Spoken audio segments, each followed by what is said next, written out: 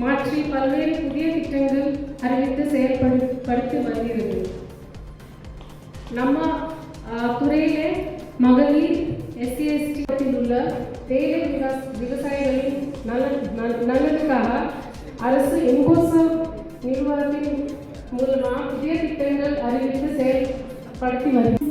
And அவங்களுடைய leadership, visionary leadership today, and with the support of our honorable ministers MSME and our local ministers, tourism minister, அவங்களுடைய சப்போர்ட்ல உங்களோட உழைப்பு, உங்களோட சப்போர்ட்டோட, உங்களோட கைடன்ஸோட, நம்ம கவர்மெண்ட், நம்ம ஆனரபிள் சீஃப் மினிஸ்டர் கைடன்ஸோட, நம்ம மினிஸ்டர்ஸோட கைடன்ஸ்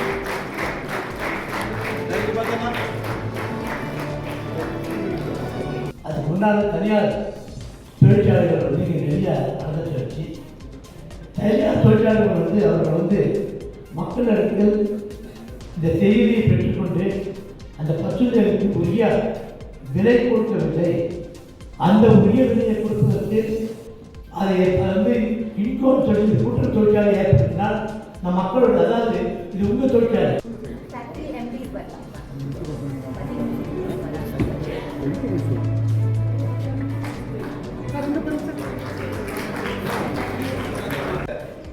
இது 16 தொழில் கூட்டுறவு தேயிலை தொழிற்சாலைகள் இன்றைக்கு நம்முடைய மாவட்டத்தில் வருகிறது.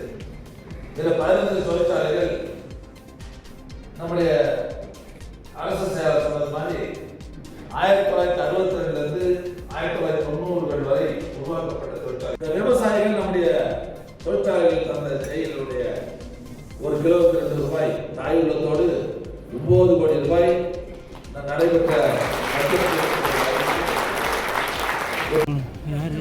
அப்போதுண்ணா